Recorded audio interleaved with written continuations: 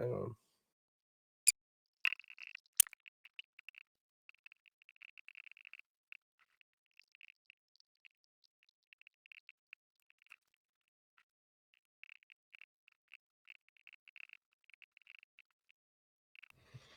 We love a power outage. What happened? Apparently, it's like fucking pouring down rain here, and the power failed. Oh, jeez. Did you hear me say I just saw my lights flicker. No. Yeah, my lights flickered down here, and then the Wi-Fi just shut off. No, you were doing this and then froze. Yeah, my lights flickered, and then my Wi-Fi proceeded to turn off. Oh, jeez. I don't even Sean know where Desai. I was. Sean Desai. I'll do it at the 25-minute mark. Good grief.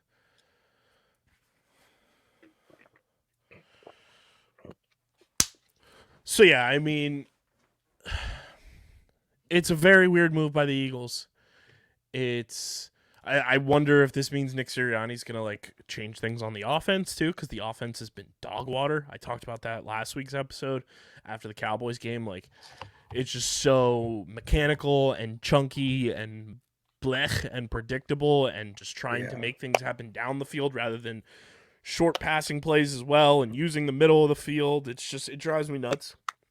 Yeah, but when I saw this news, I was like, this is so unprecedented by the Eagles that, like... I think it's unprecedented in the NFL. When have you ever seen a team week 15? It happened again. Power outage? Wi-Fi goof.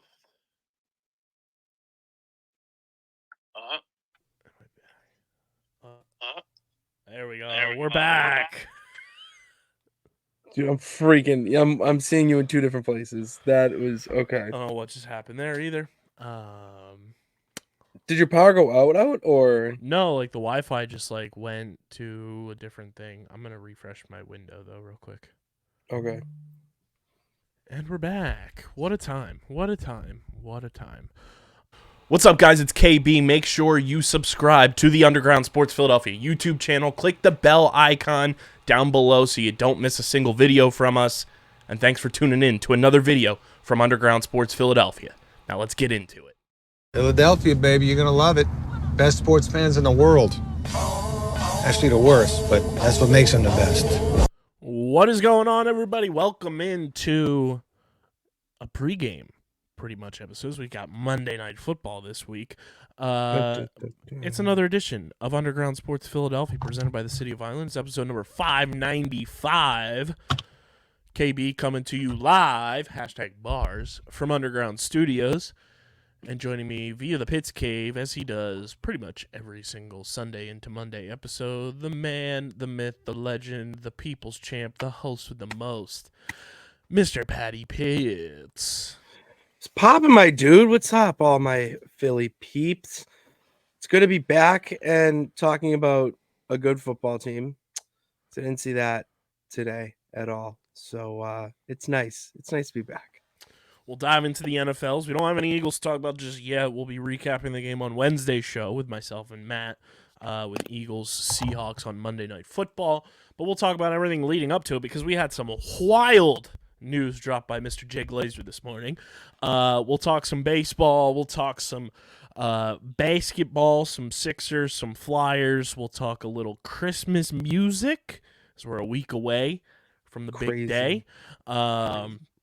We will also get into Pitsy's power rankings, and we'll also, as we do on this edition of every show, spin the wheel. Let's spin that wheel. I can't wait to spin the wheel. Pitsy's on a heater. He's on a I'm on a heater, He's on a 2-game prediction streak. It's just what the champ does. I'm sorry. It's just. So we'll talk about all that and more. But before we get started, make sure you guys are following us on the socials at Underground PHI on Twitter, Instagram, TikTok, Threads. We are trying to be way more active on Threads. There's value in it. We are there. Go follow us there. Facebook.com/undergroundsportsphi. You can follow Pitsy on Twitter at Pat_Pitts and at Pitsy35 on Instagram and Threads. You can follow me at KBIZZL311 on Twitter and KBIZZLE11 on Instagram and Threads. Subscribe to the podcast feed on Apple, Spotify, or wherever you get your podcasts in audio form. Leave a 5-star rating and review. It really does go a long way for helping us hit new milestones, helps more people find the show in general as a whole, and helps more people find Underground Sports Philadelphia. Who doesn't want to grow our fan base?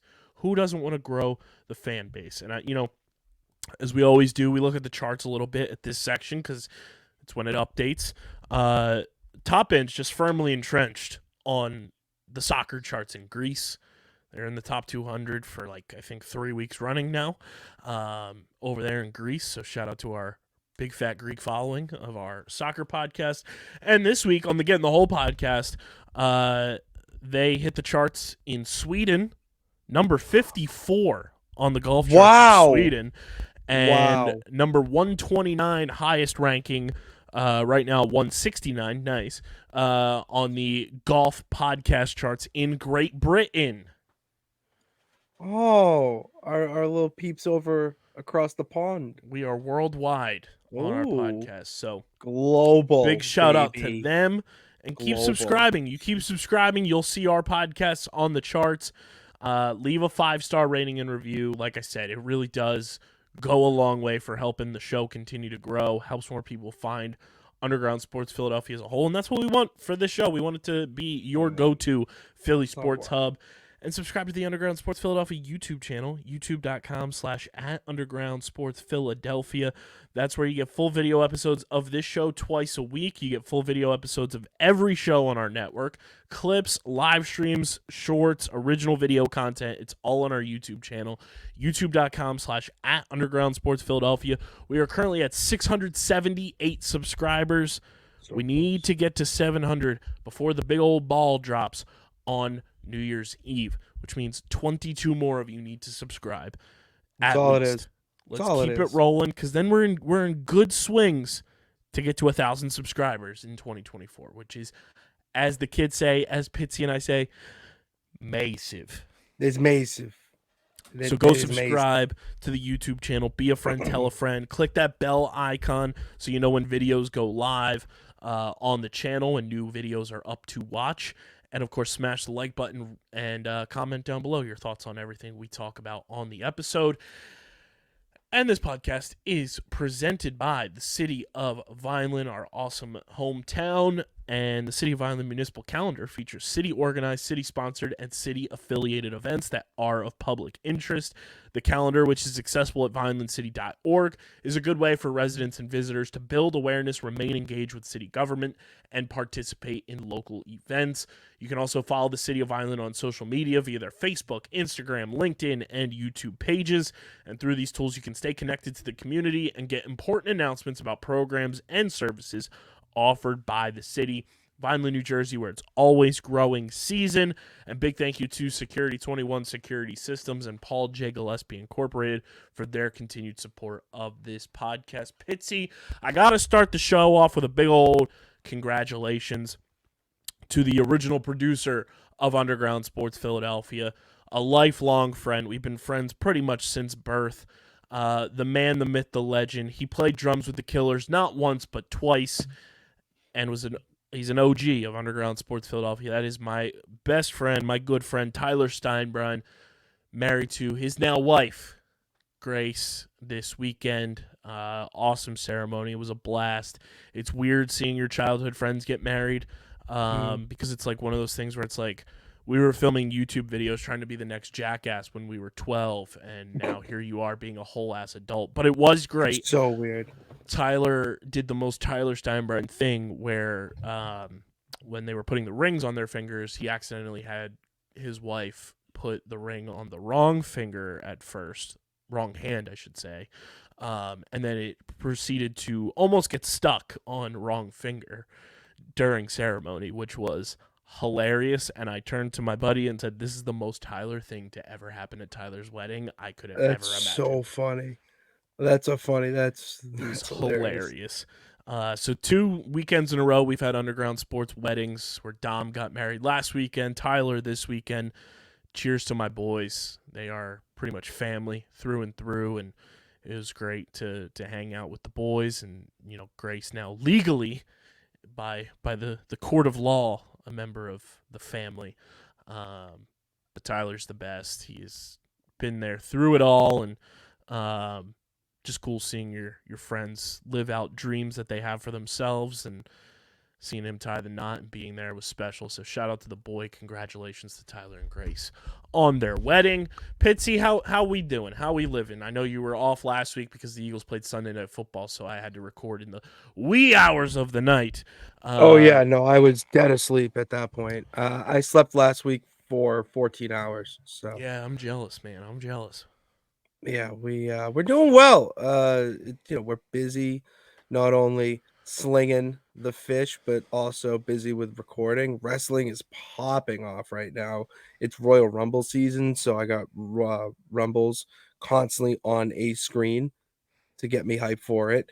And Kyle, I don't know if I introduced you to this last year, but we do a Rumble pool every year where you get 10 people. Each person gets 3 numbers. You have those 3 numbers for both Rumbles, men and women's, and then whatever number wins the Rumble, you take the pot. We did it in college. It makes watching it so much fun. Interesting. I think you did tell me about this last year a little bit. We've been doing it. Fully understand it, but yeah. But I love the Rumble. I love this wrestling kick that we're on. CM Punk's back, and it helps me distract myself from how awful the Patriots are. So it's a win-win. Luckily, around. we don't have to worry about bad football here in Philadelphia. No, Or you do really we? don't. Let's talk some birds. It's let's brought to you talk by about our it. awesome merch partners at PHI Apparel Company, the best in the game. Get your Philly dog shirts.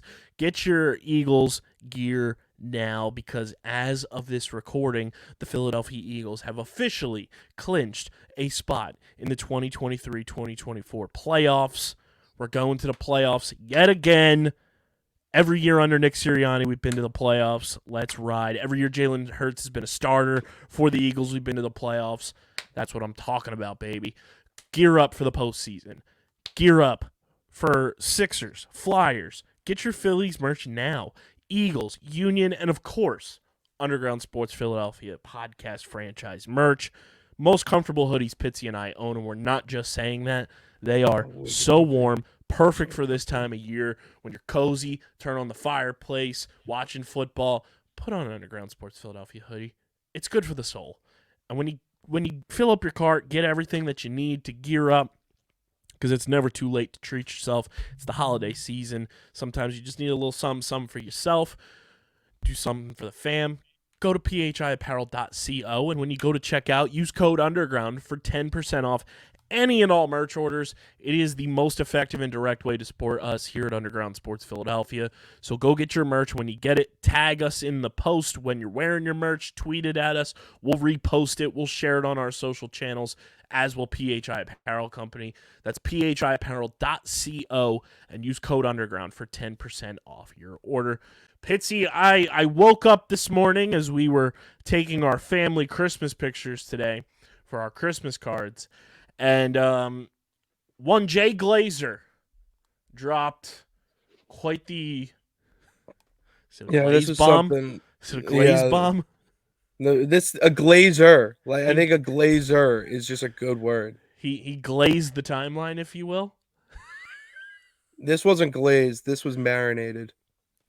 So Jay Glazer reported that. Well, first it came out that Sean Desai was no longer going to be calling plays on the defense, and he was going to be moving up to the booth and being the defensive play caller from the booth.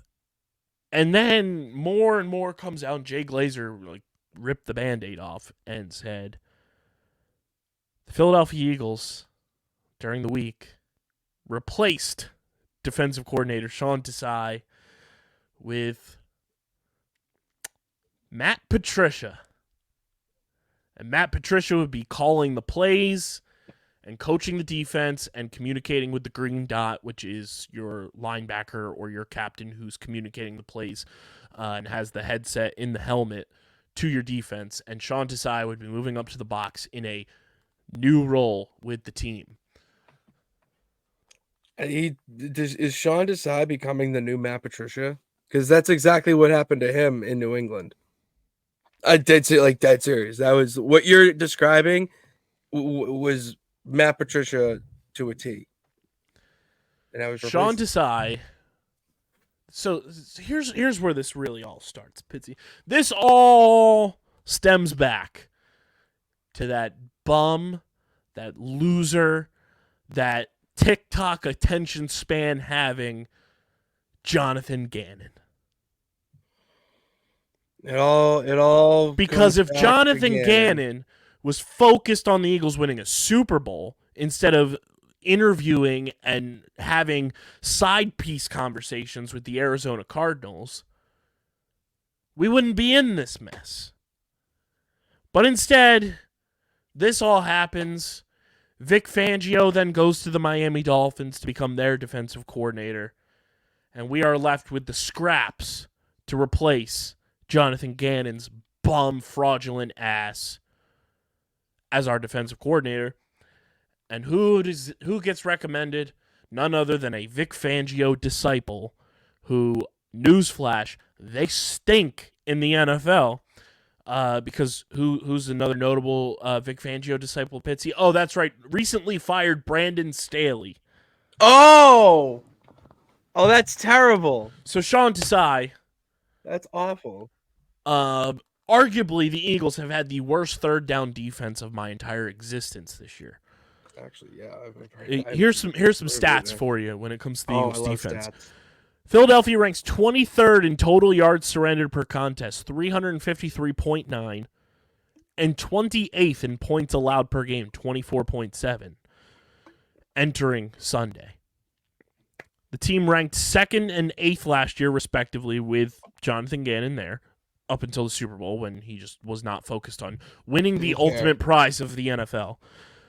The Eagles have given up an average of 37.5 points per game in their last 2 games to the 49ers and Cowboys. They have also had the worst third down defense in the NFL. Like, they simply cannot get off the field at all, whatsoever. And apparently it is now week 15 is the time to make the change to Matt Patricia. Yeah, that's perfect. That is, dude, I don't know. I don't like that. The champ's getting a feeling. I love the conspiracy theory of why Darius Slay got his knee surgery. Oh my God, dude, that is long-term storytelling to a T. Oh my God, imagine. I wouldn't put it past him, and I love Darius Slay. I hate Matt Patricia. So I would get surgery to avoid him. I was blown away by this news because this is a move that is it feels very panicky. It feels very trigger happy. It feels very obviously something had to change. And at this point, Sean Desai is no shot coming back as defensive coordinator next year. You don't do this mid-season in his first year as your DC and it's oh yeah, everything's great. Come on back.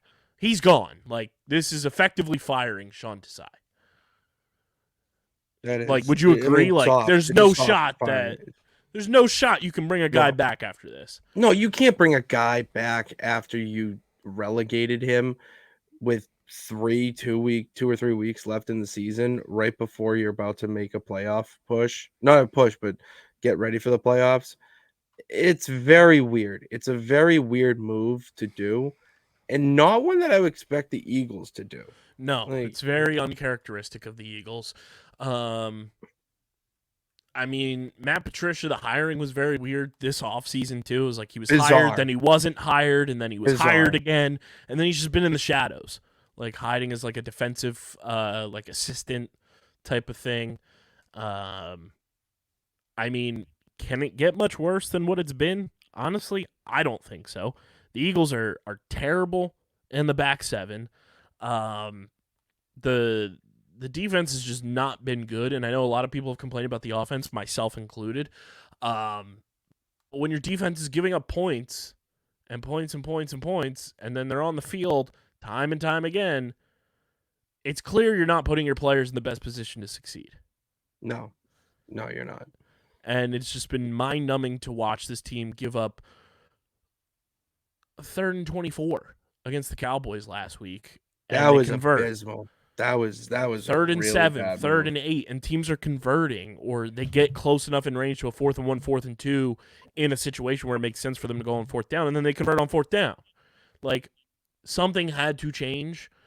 I'm intrigued to see how this works. Apparently, players were voicing opinions this whole week, and it's not like a negative narrative thing. Like, a story came out this week that the Eagles secondary asked to scheme the defense themselves, which was kind of like a red flag in terms That's a of red Sean flag. Desai. Yeah, that's a more red than flag, anything. but I mean, at least they're What could trying go wrong? something. Yeah, I mean, at that point, what can go wrong? Seriously, what couldn't go wrong at that point if they're going to scheme their own defense? At least they're the ones seeing it, and if it's an improvement. You were saying forever. We're breaking the fourth wall here. It is horrifically downpouring in South Jersey right now, and my power keeps going wonky. So if there's any goofs and gaffs, it's because of that. But Pitsy, you were saying it was And Jonathan unprecedented Gannon. yeah, fuck that guy. It's his fault. You were saying it's unprecedented by anybody? I think it's been unprecedented by anybody in NFL history in this stage and where the Eagles are. Playoff clincher or playoff spot clinched, and you're going to change personnel and coaching this late into the season. That's a recipe for disaster. Like, just I'm worried. I'm worried for you guys. It's very this is fine, dog. Oh, 100% this is fine, dog. Absolutely. I mean, it just feels like that burning around you, but it's like, it's This warm is in here. fine. It's warm in here. It really is mind-blowing that it happens now. And, like, sure, is Matt Patricia going to look good as the de facto defensive coordinator down the stretch playing against potentially the Drew Lock-led Seahawks, Danny Cutlets twice, and Jonathan Gannon's Arizona Cardinals? Yes. Well, it's going to be Tommy DeVito. Yeah, Tommy Cutlets. Oh, Tommy Cutlets. My bad. You played them said twice. Danny Cutlets. Oh, I might have. Okay. Same guy. Tomato potato. Is he going to look good playing against those four teams and coaching against those four teams? Absolutely. Compared to what Sean Desai was going up against in the Cowboys twice, the Dolphins, the Bills, the Chiefs, the 49ers, sure. Yeah. But, like, there were some games this year with Sean Desai that, like, both Washington games, and there's been so many games this year for the Eagles, too, that have been one-score games that shouldn't have been one-score games. Mm-hmm. I mean, look at last year, and I'm not comparing last year's team to this year. Things change, different personnel, different coaches. But, like, the Eagles haven't handily beaten a team this year since probably that Dolphins game. And, like, they were handily beating the Cowboys until the very end when they let them in. But, again, that's a defensive issue. It's a defensive issue. It's back to the root of the problem. The last time the Eagles handily beat a team was October 22nd against the Dolphins when they won 31-17 on Sunday Night Football. Oh. And then they beat the Rams by 9. They beat the Buccaneers by 14. Again, they were beating the Vikings handily and then let them back in the game late, early on in the season. But, like, 3-point win against the Commanders in overtime. 5-point win against the Patriots. It's week 1, so it's a little different, but, you know, you lost to the Jets. You beat the Commanders by a touchdown. You beat the Cowboys by 5. You beat the Chiefs by 4. You beat the Bills by 3 in overtime. And then you get blown out in back-to-back weeks by the 49ers and the Cowboys and look absolutely atrocious. And then everybody starts to question, are the Eagles for real? Can they beat a good team? And it's like, Shut the fuck up. Like, we weren't going to go undefeated in that stretch we were in. And genuinely, like, we You got weren't. lucky to beat the Bills. We got lucky to beat the Chiefs. And something had to be fixed. You're not going to fix your personnel this late in the season, so why not try to switch something up? And I mean, it's not like Matt Patricia's coming in from the outside to do all of this. He's been around the team since training camp, so he knows the personnel at least to a degree. Am I excited about the thought of Matt Patricia being our defensive coordinator? Absolutely not, because what will always be my number one lasting image of Matt Patricia? It's Super Bowl 52. Him gifting you a Super Bowl? Yeah, that would be a great image of a lasting image. Like, that is my Matt Patricia, like, everlasting image, is him looking up the scoreboard with the touchdown graphic at the bottom and him just being beside himself. I don't know what to expect from him. I swear. You want to know a fun comparison for me? When you compare like athletes and stuff to cartoons, Matt Patricia's Doodle Bob. He is. Not only for the giant pencil. But I went annoying. I didn't even go to the pencil. He's supposed to be this rocket scientist and know-all genius, and he says a whole lot of nothing. Like, he's Professor Calamitous. Or he's Baba Professor Baba Haba. Like Professor Calamitous. He just does like. Do you remember Professor Calamitous? Oh, I was just talking to our good pal and host of the Get in the Hole podcast, Stephen McAvoy, about Professor Calamitous earlier this week. I have a picture of him saved in my phone. That's hilarious. There are days where I feel like Professor Calamitous sometimes, where I just don't finish something or whatever. But like that just feels like Matt Patricia's entire NFL stint. And like, I kind of just don't pay attention to his time with the Lions, because the Lions didn't really have defensive talent either when he was there. No, you can't. That was a head coaching issue, not him being a defensive mind issue. Right. Agreed. And like, should he have been a head coach? Who knows? And like, he didn't really have the personnel to like showcase really. And Dan Campbell got gifted a prime opportunity, and that's why he's a thriving head coach right now. But like, I don't know what to expect. Am I happier that it's happening at this point in the season in terms of the opponents we have left? To one, we have playoff spot clinch, but clinch the division, be the first back-to-back division winner in the fucking NFC East since 2003-2004 when the Eagles did it, and then lock up that number one seed. Yes, because you look at everyone else that's fighting for that number one seed. Shall I go through the Cowboys schedule the rest of the way? Pitsy is a huge job by the Buffalo Bills today. Shout out to the Bills. That was a big win Bills by the Mafia. Big ups. The Mafia with a big win. Big win there. Here's the Cowboys schedule the rest of the way, Pitsy. They on Christmas Eve, they go to Miami. That's to take on Tua and potentially Tyreek Hill being back. He'll be back, yeah. Then December 30th, they're home against the Detroit Lions. Not a walk in the park. No. And you know what's good about that game? It's a dome. Who plays better in a dome this year than he does outdoors? Jared Goff. My dude. And then they have to go on the road to that dog water stadium that is FedEx Field and take on the Washington Commanders the last game of the season. Oh. And that's not in the the Commanders suck. But that's not a game. That's not an easy game. It's a division rival. They want to play spoiler, and they want to kick your ass. And it's potentially Ron Rivera's last game. Yeah, fuck that, by the way. You don't fire the riverboat like that, but that's neither here nor there. They're going to fight for everything they have in that last game of the season. That is not a cakewalk schedule. That's a team where guys are fighting for their jobs next year. No, yeah, 1,000%. And then that's hard to throw in the backups. Here's the 49ers schedule the rest of the way. Okay. Christmas night, right after the Eagles get finished playing Tommy Cutlets, we have the nightcap, which is Ravens at 49ers. That's a tough game. Who is 18-1 in his NFL career against the NFC? Oh, that's right, Lamar Jackson. Oh. That's not an easy game. Like the No, it's Ravens not. could and should win that game. Then on New Year's Eve, the 49ers have to travel across the country and go to that dog water stadium known as FedEx Field and play the Washington Commanders. Oh my god, dude. The Commanders could play spoilers so well. And then they have to go back to Santa Clara because they don't play in San Francisco and play against the Los Angeles Rams, who are fighting for a playoff spot. Yeah, those are not easy games, man.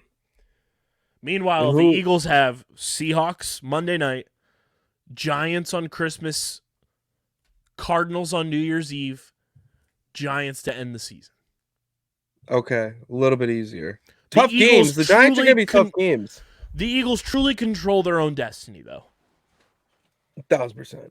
Like, compared to those other schedules, I would much rather take the Eagles schedule where it is. Oh, 1,000%. Than have to play Miami, Detroit, Washington, Baltimore, Washington, Rams. Yeah. No, 1,000%. I would rather take the Eagles schedule.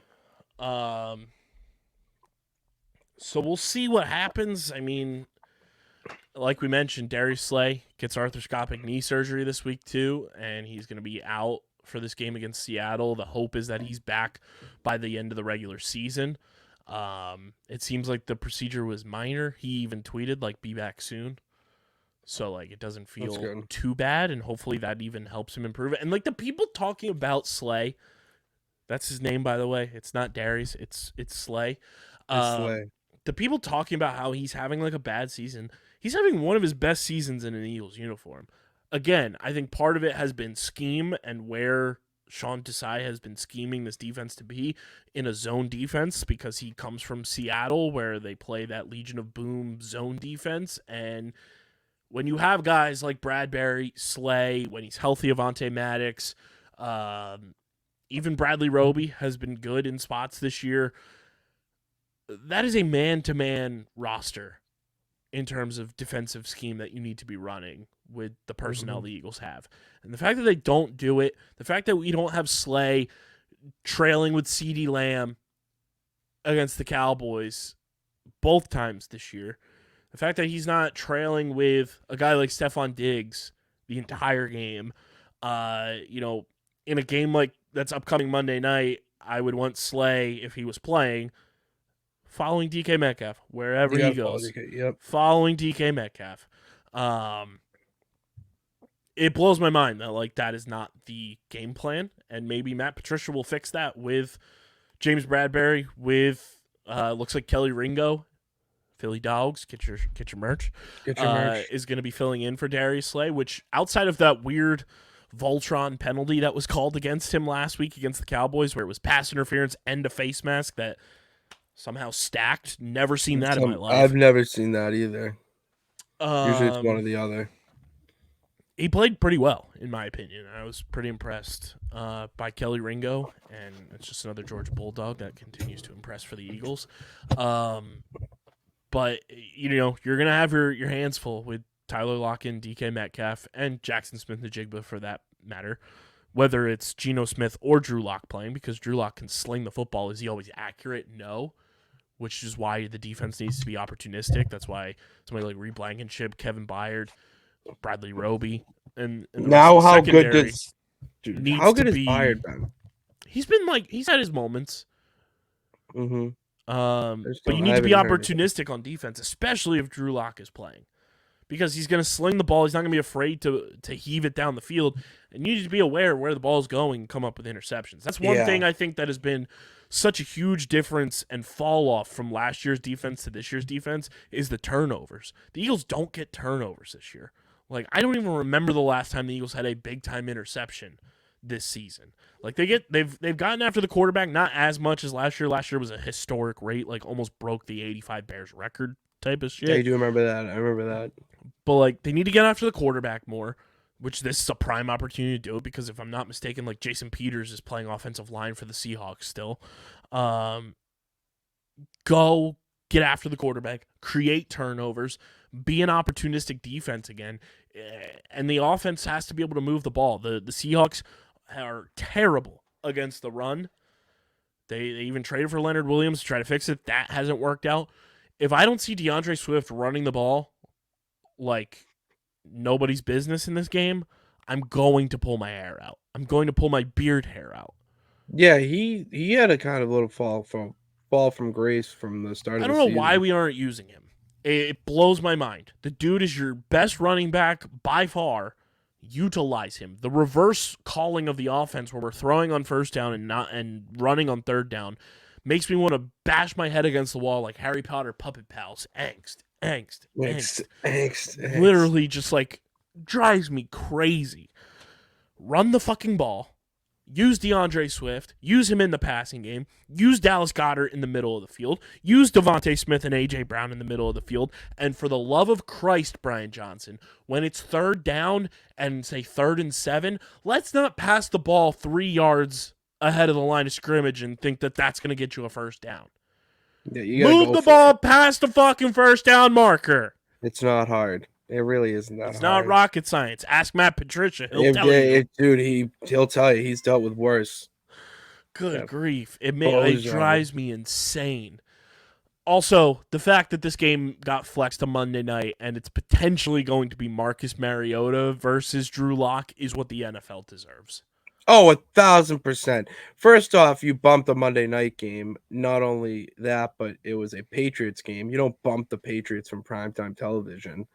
This is what you get. And going on, Kyle, I don't want to sound like a Patriots, Tom Brady biased guy, but Tom Brady might have had the best quote to sum up the season of how mediocre the NFL has been this season. And it shows with the records. And there's a lot, like, I know there's been so much mediocrity in the NFL this year that it's just mid. Like, there's no stars coming out of just like across the board. It's really just flat. I don't know. It's one of those things that, like, I get flexing a 3-11 team now. No offense. Yeah, no. Out of prime time, and the Chiefs, who have not been good this year, like, to put it, they've been mid. They've been mid. I get doing that, and it was obviously poised to be a potential playoff matchup of Seahawks Eagles Monday night. But, like, this is what they get, because apparently Jalen Hurts has an illness. It's always been on this show and in real life, fuck the Cowboys through and through. Fuck that team. Fuck the organization. Fuck them and their PayPal direct to the refs ass franchise. Apparently, Micah Parsons last week was playing with flu-like symptoms. How that is allowed in a world post-2020 is beyond me. Played in the game. They showed him on the sidelines pregame, and I literally out loud said, he looks like, and this is all due respect, he looked like shit. Like, should not have been anywhere near a football field. And like human. Yeah. I get Micah plays for the Cowboys, and he plays up the thing. He loves Philadelphia. Everybody knows that. And, like, I have respect for Micah. He's a talented player. But, brother, you looked like shit. There was no reason for him to be out on that field. And now apparently Jalen Hurts has an illness. Apparently the Cowboys had 10 guys in their locker room, coaching staff and players, dealing with a stomach bug this week. All of those players played. So next week, Buffalo Bills fans, I want you to know, if your team has illnesses next week, by some chance, it's because the Dallas Cowboys are patient zero for the NFL stomach flu 2023. Jalen Hurts has an illness. It is very coincidental and very strange to me that whenever the Eagles play on Monday Night Football, Jalen Hurts has an illness. It blows my mind. It's every Monday game. It happened earlier this year against Tampa Bay. He was dealing with a stomach bug. Last year, I believe there was an illness that he was dealing with, and it was a Monday night game. And I think in 2021 as well that happened. It's very strange how Jalen Hurts just hates playing on Monday Night Football. I don't know why. To where it makes him sick to his stomach, literally. If I have to watch Marcus Mariota play, dog, that would be the most hilarious Jalen traveled in a thing. separate charter this week to avoid getting everyone else sick because That's his a illness teammate. got That's a worse leader. overnight. I have to watch Marcus Mariota play while we were trying to lock up the 1 seed. Yeah, but what if he does it? What if he's him? But here's the thing. He I could could do see that. a nonsense came from him. That's I the thing. I can don't see an want to absolute hear nonsense. and see the bullshit that will arise on Philly sports Twitter. And if you're still following accounts like the WIP Midday Show or following these aggregate accounts like ML Football, who I'll get to in a minute, please just check who you're following and subscribe to Underground Sports Philadelphia, where you're going to get the true shit, keeping it real 110% of the time, every time, and twice on Sundays.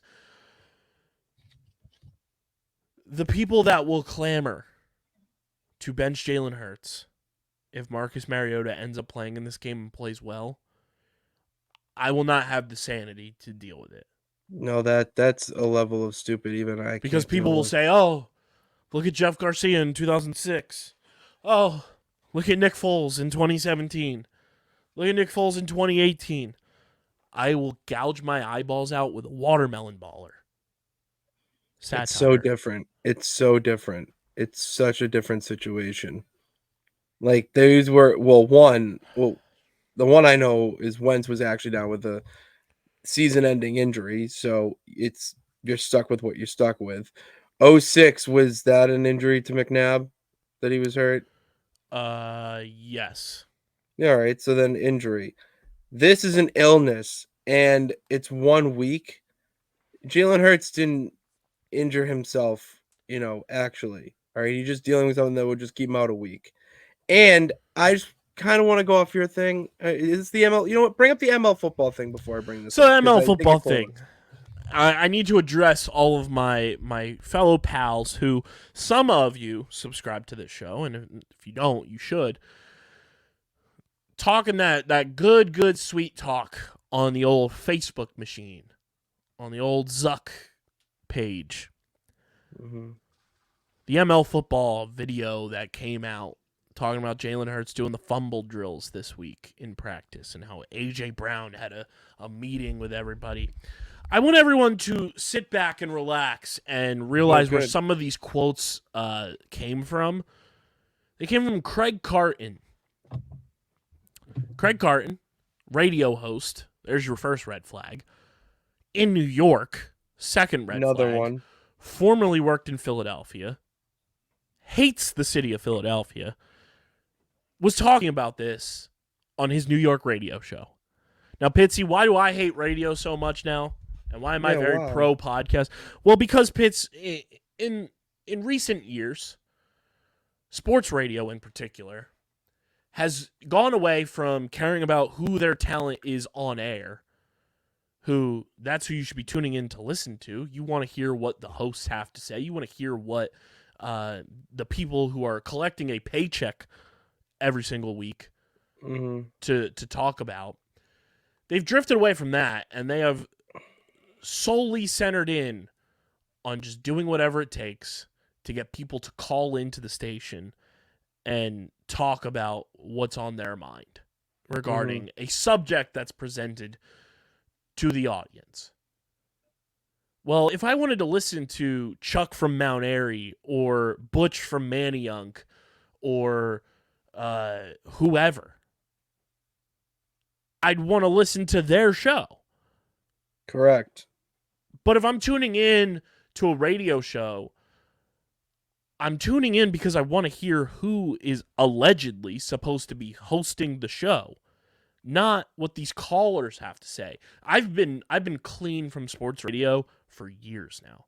I have not listened to sports radio an iota unless I was driving home from a Phillies game and the boys, Jack Fritz and James Seltzer, were hosting Phillies postgame.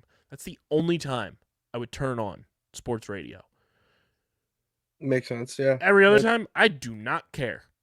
No, Like, don't. I am clean from sports radio. It's a joke. It has turned into the most gimmicky hack thing. Like, the amount of times that people call into a radio station now, like Chuck from Mount Airy Butch from Manayunk, they should all be collecting paychecks from these radio stations.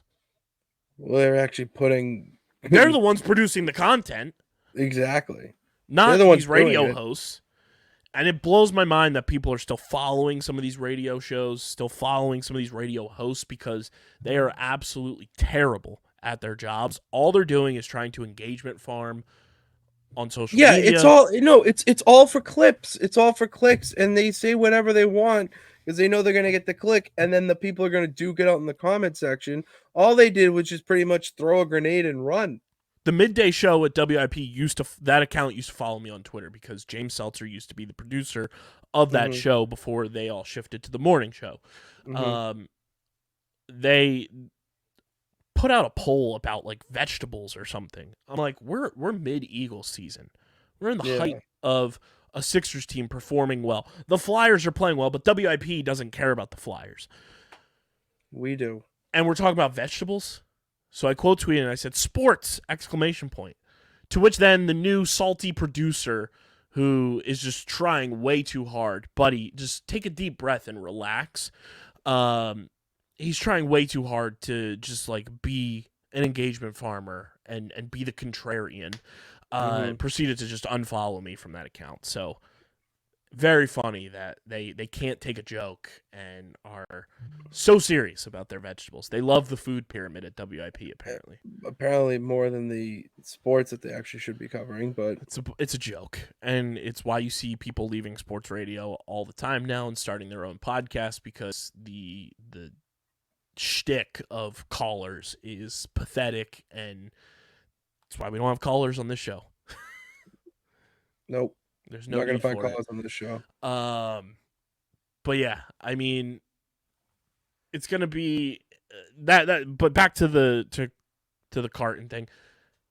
People believing, and this is a whole other issue, but people believing just because there's a verified check that it's actual news is fucking hilarious to me. And talking about how, Jalen Hurts and the Eagles had a closed-door meeting and practicing fumbling drills and blah, blah, blah. Yeah, you got to fucking practice fumbling drills. The Eagles have been fumbling way too much. It's going to happen. Yeah, I bet if you're at your job and you were asked to do something that you uncharacteristically did to work on it, you wouldn't have a big old smile on your face doing it either. No, there are a lot of things in my job that I don't have a smile on my face doing. So the people talking about Jalen Hurts and him having like a disappointed look on his face during fumble drills, shut the fuck up. Just shut the fuck up. You don't know what you're talking about. You're just watching clips because you have TikTok brain and have such a short attention span, and you read a caption from an account that has a check mark and think that that's verified actual news. That's news. Get a grip. Learn the sports media space, that an ML football account, the JPA football, Dove Kleiman, they're all aggregate accounts. They're all out here just trying to get engagement. They're not here to present actual news. They are the sports radio of social media. Ignore them. They're not real. It's like Tiffany Gomez on the plane. Those motherfuckers right there are not real. No, they're none of what you see on sports radio is real. So stop believing these aggregate accounts. But we'll see what happens with the Eagles. Hopefully it's not a disaster on Monday Night Football, because the Eagles have lost 7 straight games to the Seattle Seahawks. So we can't make it 8. We can't make it 8. We'll see how it goes. Before we continue, Pitsy, we were talking pre-show that, we're a week away from the big day of Santa Claus coming to town, and you were talking about Christmas music and how you couldn't get into listening to it on your own. Can't. But we were talking. I played Santa Claus is Coming to Town, the Philadelphia Eagles version for you. Banger. And we said, why not make a tier list of Christmas songs? And this is a generated tier list of songs that are available to the masses. We are using what is on this tier list. We made our own tiers, and we're going to rank these. And it is brought to you by our awesome pals over at Tomahawk Shades, the best small batch eyewear in the game. From sunglasses to blue light glasses to prescription lenses and ski goggles, Tomahawk Shades has you covered for a quality product. Best eyewear in the game for a fraction of the price of the big eyewear companies. Go fill up your carts. Go get those bad boys. Sunglasses protect your eyes when you're outside. Get your blue light glasses to protect your eyes when you're watching football, basketball, hockey, whatever it may be. While you're inside, and if you're going skiing, you got to get them ski goggles as well. You got to get the goggles. When you go to checkout, whether it's TomahawkShades.com or in the Tomahawk Shades app that you can download in the App Store or Google Play, use code USP at checkout for 25% off your order. That's promo code USP at checkout at TomahawkShades.com or in the Tomahawk Shades app for 25% off your order. We've got our tier list here. This is the first time we're doing a tier list on this show. Truly, I think it is. in real time. So we are going to share the screen here. And we've got a list of songs that we will go through. And we've got, for people just listening on audio, we've got the list here. It goes from top to bottom. Certified banger to put it on your Christmas party playlist, to wouldn't mind hearing it at the mall, to can only listen to once on the radio. And the very bottom, simply not it. I like that. I like simply not it. Simply okay. not it. Simply not it. We've got the songs here for everybody. We'll start. We'll just go in order, pretty much. This one is a Charlie Brown Christmas. All of the songs. To me, that's a certified banger. You've got the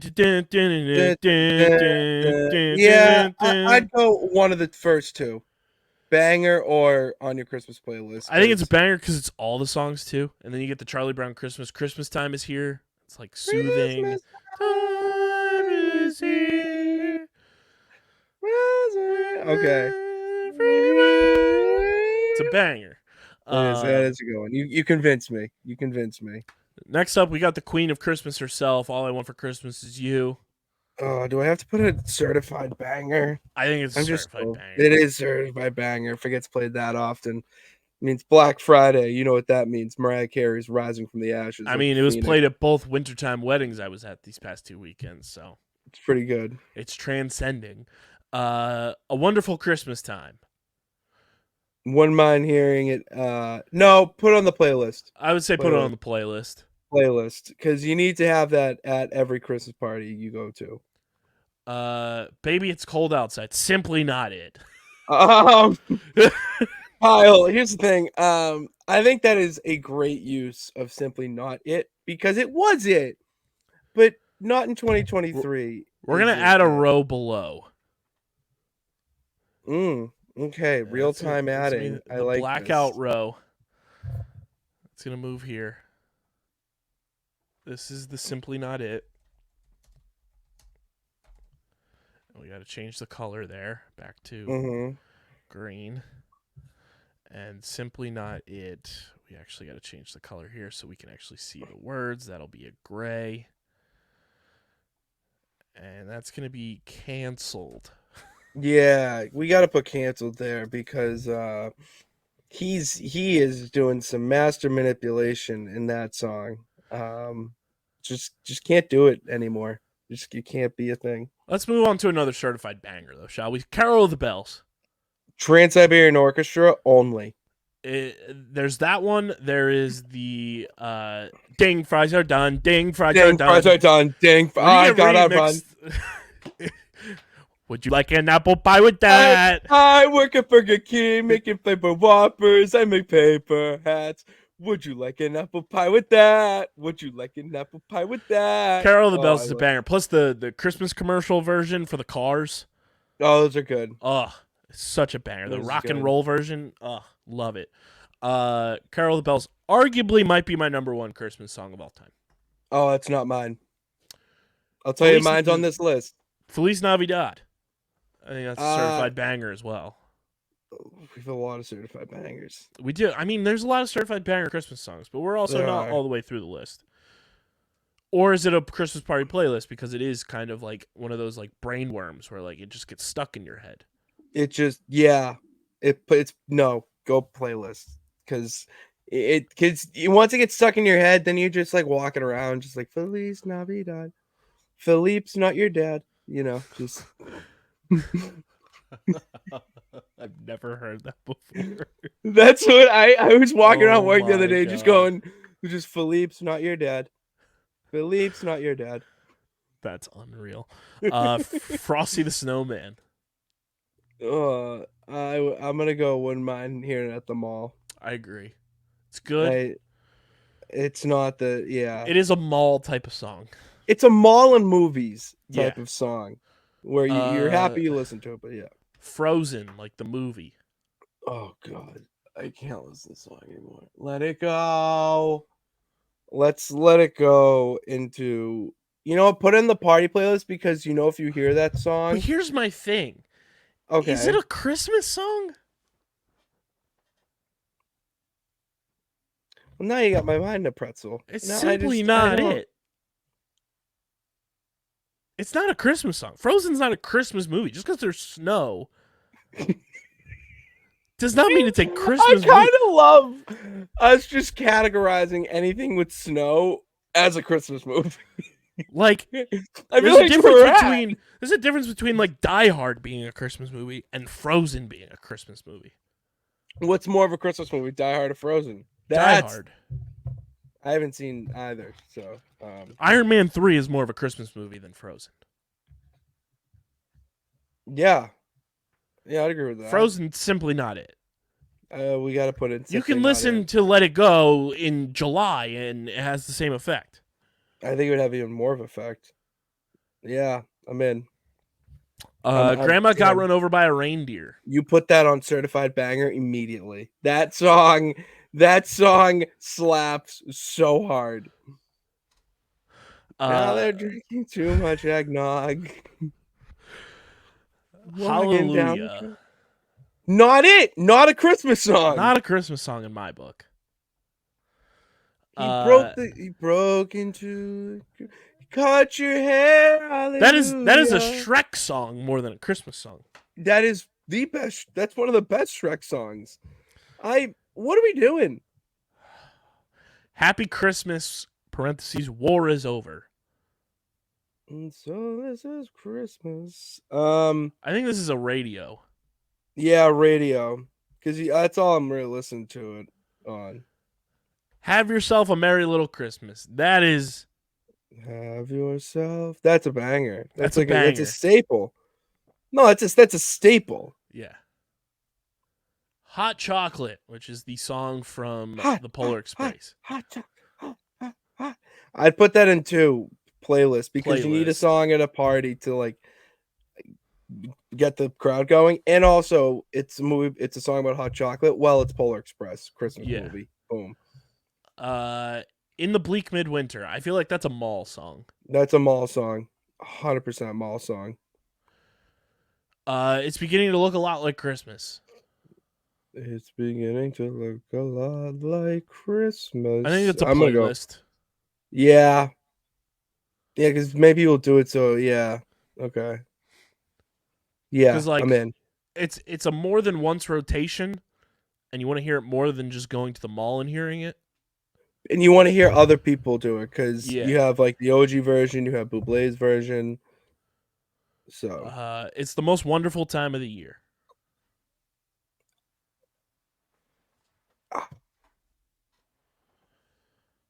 I'm having trouble where to put it. I think you need to put it on every playlist. It needs to be on every playlist. Because it's a banger, but like, I don't know. It's not. There are others that are more of a banger. It's just the best version. The one I'm thinking of, the Andy Williams, is the best version of it. I don't think it's the best Christmas song. I Want a Hippopotamus for Christmas is a banger. That is my favorite Christmas song. That's a banger. That is, I want a hippopotamus for Christmas. Only hippopotamus will do. Don't want no doll, no dinky dinker toy. I want a hippopotamus to play with and enjoy. Yeah. That's a banger, bro. Next one is also a banger. It's Jingle Bell Rock. I had a Santa that when you push the button, it would sing Jingle Bell Rock sunglasses? and sway his hips. No, mine was just like decked out. Oh, mine has sunglasses and like a Christmas chain on it. Oh, that's cooler. That was Mine at was grandma's from house Christmas every tree year. shop. Yeah. Jingle Bell Rock is a banger. There's so many iterations of it, including the Electric Mayhem from the Muppets version. Heat. Absolute heat. Muppets. That's a banger. They Christmas deliver. movies. Oh, yes. Last Christmas. I feel like that's a mall song. That's a mall one. That's like a mall staple. Oh yeah. Let It 100%. Snow. Mall. It's Yeah, that's a very mall song. Doesn't do it for me. Little Saint Nick. He's the little Saint Nick, little Little Saint Saint Nick. Nick. I feel like I think it's a it's a playlist. Yeah, a playlist. Mary, Did You Know? Mary, did you know That's a car that song. your baby boy one day rule a nation? Yeah. Can only listen once on the radio. Michael Bublé, Just Him. Yeah, you put him at the top of the He's a goddamn banger. list. He's a banger. Dude, he is Mr. Christmas. If there's a holy trinity of Christmas, it's Santa, Michael Bublé, and Rudolph the Red-Nosed Reindeer.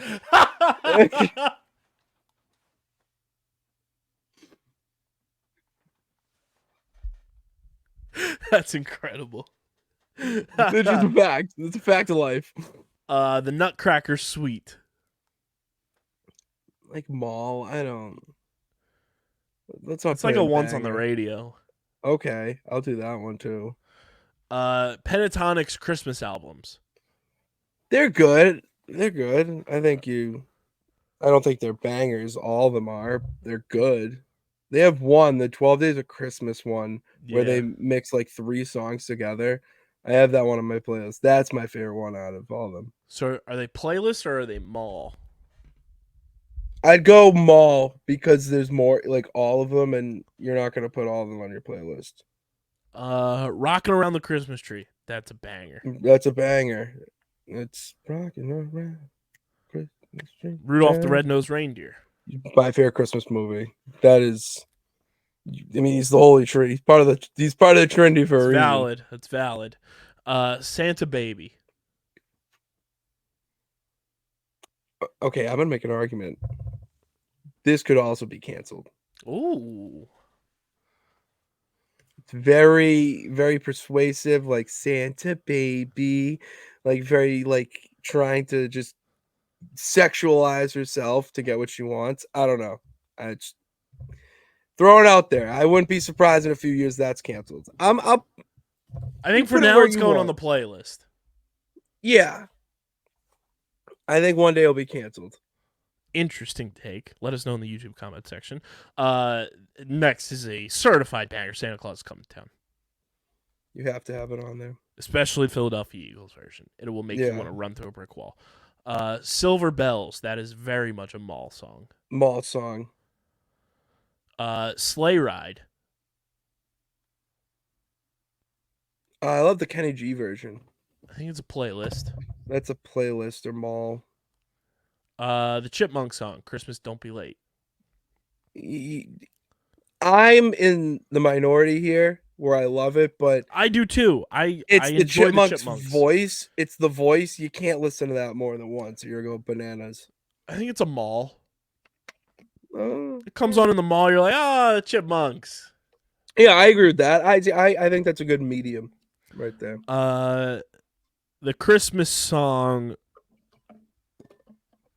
Chestnuts roasting on an open fire. These nuts roasting on your nose.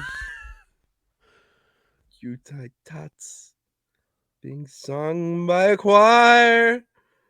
Oh, I can go on. It's not I don't know. I'd go. No. Is it a mall? But it's like better than a mall. It's better than a mall. It's not a banger. It's a playlist. Fair. Polar Express. That's the way we do it on the Polar Express. Mall. Yeah. It's gonna make you want to go home and watch the movie. Underneath the Tree. Yeah, you can Don't know put what that and Simply is. Not It. We'll put it on the radio because at least it's got Christmas elements. True. White Christmas. Like mall, it just It's a doesn't do mall. it for me. It doesn't do it for me. Winter Wonderland. Playlist. And I'm not then really in it. a certified banger. You're a mean one. Mr. Grinch. Da-da-da-da. So there it is. The tier list is there. I'm We in. will post this everywhere to let everyone know what the true bangers of the Christmas season are. Yeah, because you need to know for your Christmas party when you have host your Party, Christmas all Eve. that good stuff. I know, You Pizza gotta Eve know this what year. songs to be spinning on the tunes and everything. It's You an need to important know. facet of the holiday season.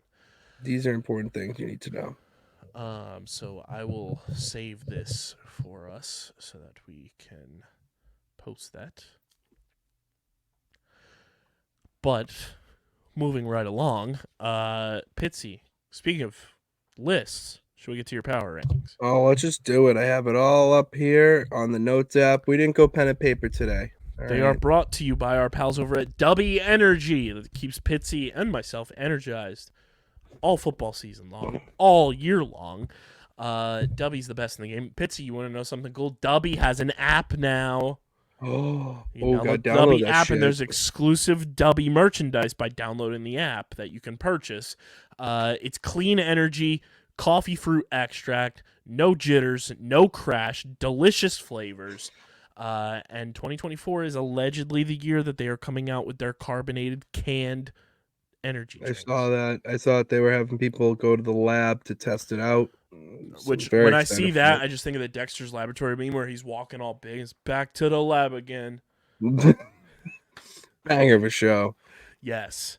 So, go to w.gg and clean up your energy game with no jitters, no crash. Those delicious flavors like Beach and Peach, Big Energy Tears, Galaxy Grenade, and the rest of My the lot. favorite. w.gg and use code underground for 10% off your order when you go to w.gg or download the Dubby app. Shout out to Dubby for keeping us energized. Pitsy, I am going to give you the floor. And when I play the music, just give yourself a little 3-second countdown for yourself. And you tell me, my good sir, when to hit your music. I think it's time to hit my music, Kyle, right now, because it's time for Pitts' power ranking. Number 10, the Panthers. They won today.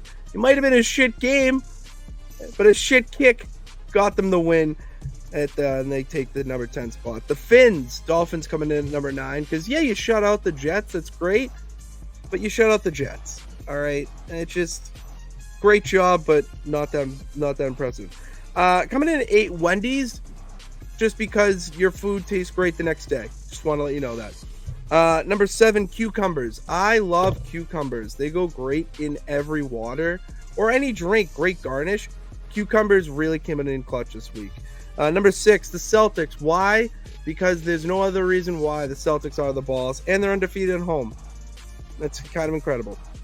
Number 5, winter weddings and engagements. All right, so Kyle went to a lot of winter weddings over the past 2 weeks. I've seen way too many winter engagements. You know, just saying, I don't know if anyone knew this, but if you give an engagement gift as a present, that's theirs. You gift it to them. So if you do break up, you can't get it back. All right. Hashtag lawyered. All right. Number 4, Christmas parties and ugly sweaters. All right. Christmas party season's back. Ugly sweaters are in. What are you going to wear to your Christmas party? An ugly sweater. There you go. Number 3, Holiday Express shipping. I don't care how much I have to pay. I want my nieces and nephews to get their presents on time.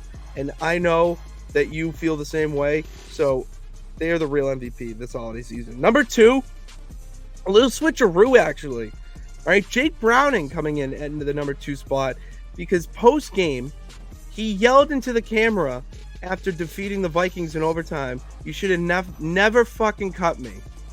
That's the energy everyone needs heading into 2024.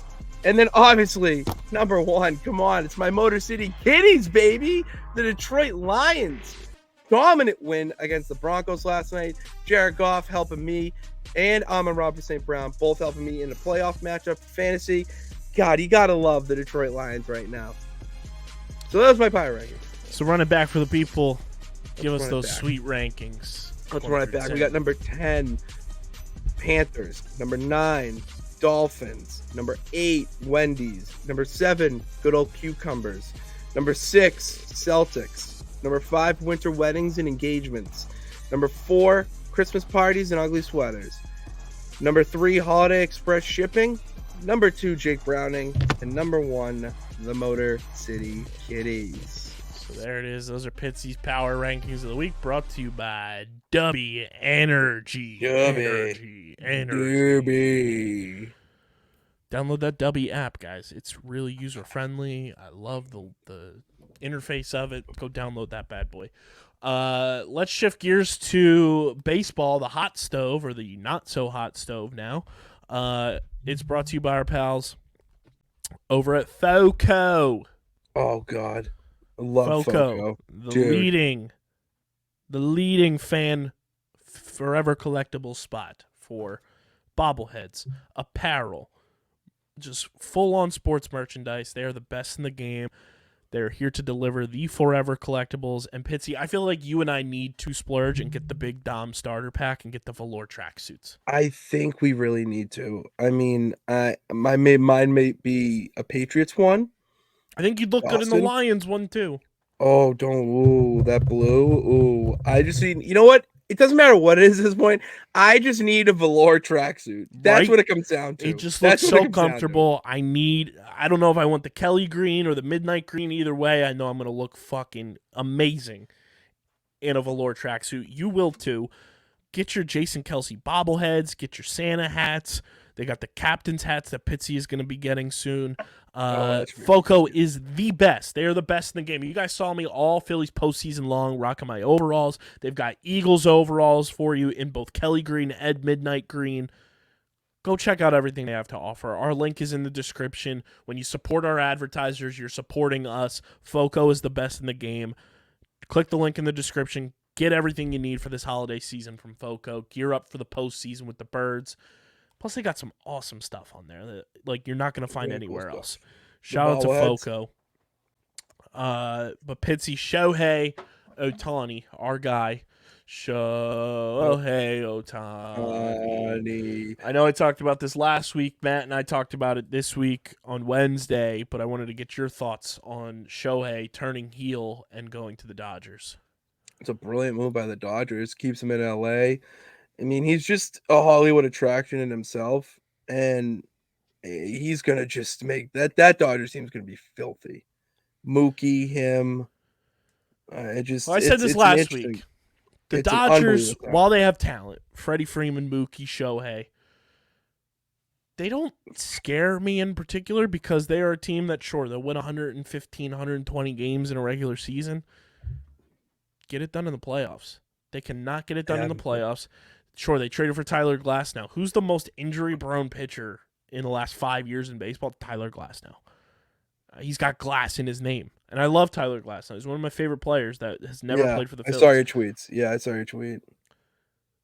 Clayton Kershaw, perennially injured. Walker Buehler, coming off of Tommy John surgery. Dustin May, coming off of Tommy John surgery. They are just always injured in the pitching rotation. Their bullpen stinks. Ohtani can't pitch for them next year because he's got Tommy John surgery. The Dodgers have pieces. They don't have a team.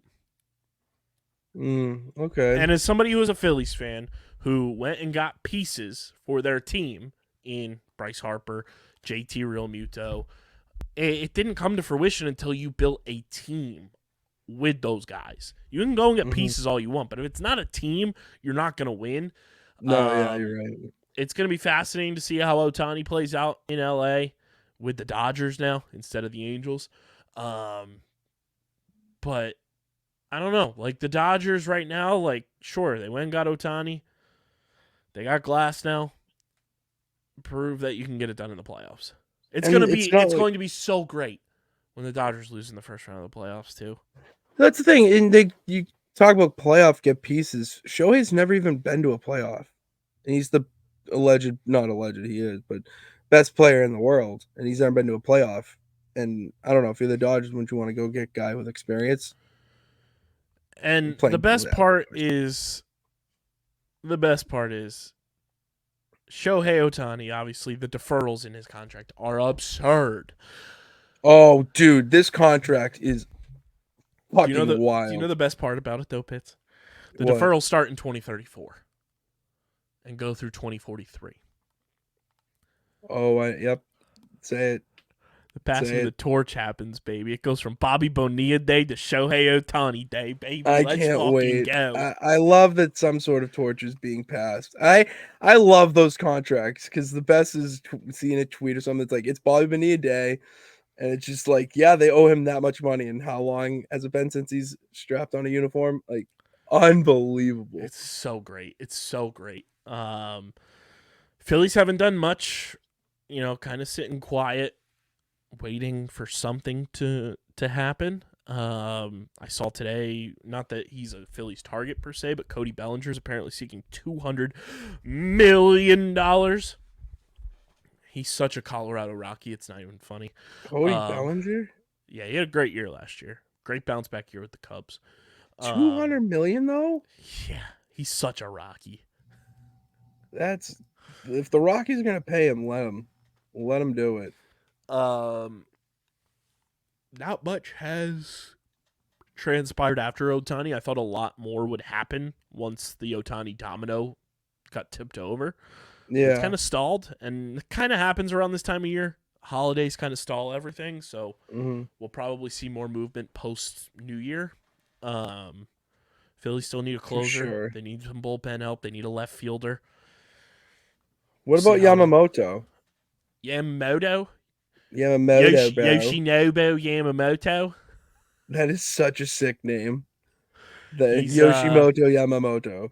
He's apparently meeting with the Yankees and Mets for a second time, which makes me want to be a Yankee. Gouge my eyeballs out. I hate the Yankees. The Phillies did have a meeting with Yamamoto, though. At a meeting, we were on the list. We got into the club. We laughed inside the club. Yeah, but you didn't get into the VIP suite. Right. We're still waiting to see how it all plays out. I would love for him to spurn the Yankees or the Mets and come to the Phillies. My God, would it be awesome to have him on this team? There's no player or no team, I mean, that I hate more in all professional sports than I do the Yankees. And if they get him, that will just piss me off so much, especially with how the Red Sox have done legitimately nothing over this time. It's just like we're just sitting on our thumbs and spinning. That's just what it feels like. Wee! Fucking, let's go. We got what's his face now? I forget his Lugo. name. What? No. Didn't you sign Seth Lugo? No, who's the guy that we took over for Chime Bloom? Oh, I can't think of his name. Yeah, I know who you're talking about. But like he's done nothing in the meantime. Traded for Dugo. Yeah, to the Yankees. He looks weird without a beard. Dude, I hate that rule. It's the stupidest quote unquote rule in sports. Oh my God, I hate it that they all have to be clean shaven. It's so archaic and dumb. Oh, and that's why I hate them. They're just so corporate, so prim and proper, and their fans are the complete fucking opposite. Like it's nonsense, but not in the good sense. I would never play for the Yankees. I would never get rid of this. Dude, do you ever hear my reasoning of why I believe Ken Griffey Jr. would have been the greatest Red Sox of all time? And it has nothing to do with his playing ability. Why? Because he was set. had a quote either in an interview or whatever that if he was drafted by the Yankees, he would have retired or quit professional baseball. He would have done everything in his power to never play for the Yankees.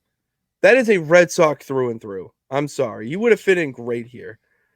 And that's why I'm not even saying, the hitting and all that. No, like passion alone, that would have driven and made him such a better Red Sox where they would have had so much more success. So, yeah. Market's kind of dry right now. We'll see how everything plays out there. But let's shift gears to the hardwood as the Philadelphia 76ers are hooping. And it's brought to you by our pals over at Kenwood Beer, the official beer partner of Underground Sports Philadelphia. You guys see me rocking the brand new Kenwood Beer hat that you can get at their website. We've also got the pint glasses here that are absolutely beautiful. Those are wicked nice. Kenwood Beer, it's 4.1% ABV, just 120 calories, only 8 grams of carbs. You can go to kenwoodbeer.com and use the Kenny Finder to see who's got Kenny's on tap in the Philadelphia, Pittsburgh, Maryland, and New Jersey areas. You can also get it at your local liquor store. Must be 21 or older to do so. And, of course, please drink responsibly. Pitsy, the Sixers are hooping. They're tied with the Milwaukee Bucks for second place in the Eastern Conference at 18-7 on the year. And they are just eviscerating teams left and right now. As here's the scores that are past a couple of games. Dating back to, this is since losing to the Celtics with the Hospital Sixers on December 1st. Mm-hmm. Wednesday, December 6th, they beat the Wizards 131-126. Mm-hmm. Friday, December 8th, they beat the Atlanta Hawks 125-114. And then it gets rolling. Their last 4 games look like this. They beat the Wizards 146-101. They beat the Pistons 129-111. Oh, poor Detroit. Then they beat the Pistons in Philly 124-92. And then last night, as we record this Sunday night, Saturday night, down in Charlotte, they eviscerated the Charlotte Hornets 135-82. What? Dude. What were they playing on rookie or something? That's Joel Embiid had 42 points, 15 rebounds, 3 assists, and didn't play in the fourth quarter. Wow. He is on a streak of not having to play in the fourth quarter. It's insane. The game against the Wizards that they won 146-101, all 15 players on the Sixers roster scored a point. Oh, that's awesome. I love when that shit happens. It's the fourth time in NBA history that has happened. All 4 times have included the Philadelphia 76ers. In some capacity? In some capacity, one way or the other. That's interesting. In NBA history. 3 times it happened in 2021, and then it happened this year. Wow. That's wild. See, I love when everyone gets involved. The Sixers are hooping. They are so fun. The vibes are immaculate. Pat Bev on the Pat Bev podcast with Roan talked about how like the energy and just the aura around the team is second to none. He said it's so fun to come to work right now. It's an environment where you want to go to work. Everyone should feel like that. He said, we're playing in practice. The second team is Pat Bev, Marcus Morris, Kelly Oubre. Trying to think of who else he listed in the clip. Kelly Oubre, Marcus Robert Morris, Covington, and Paul Reed. B-ball Paul. That's the second team playing against the ones in practice. That's a pretty damn good second team. That is a pretty good second team. Sixers are hooping right now. The vibes are immaculate. They play the Bulls on Monday night in South Philly. By the time you guys are listening to this, you have a little bit of time left, but we are giving away 2 tickets courtesy of one of our awesome listeners, Jay, who gave us tickets to give away that you could be at the game watching the Sixers play the Bulls. And then Pitsy on Wednesday night, the Sixers play the horniest team in basketball, the Timberwolves. Dude, they need to chill the fuck out. They are so horny online. It's unbelievable. But the vibes are amazing right now. The Sixers are playing great basketball. They're playing fun basketball, and they are destroying opponents. And like you mentioned, poor Pistons. Poor Pistons. Dude, so sad.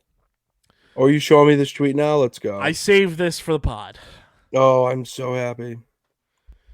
I saw a tweet. This comes from at Golden State on Twitter. The L is an I, so it's Goyden State.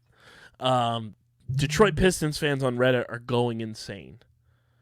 This is Detroit Pistons Reddit. This is from a month ago, by the way. And they still haven't won. For context for everybody, the Detroit Pistons are 2-24 on the season. Just abysmal. Here's a post. Are you ready, Pat? Are you ready? I'm ready. This comes from user no-elk-32 on Reddit. Pistons Okay. Reddit. In parentheses, I want to put this here. This is all hypothetical in this post. This is the title of the post. Should the Pistons kill 5 of their players to initiate a disaster draft?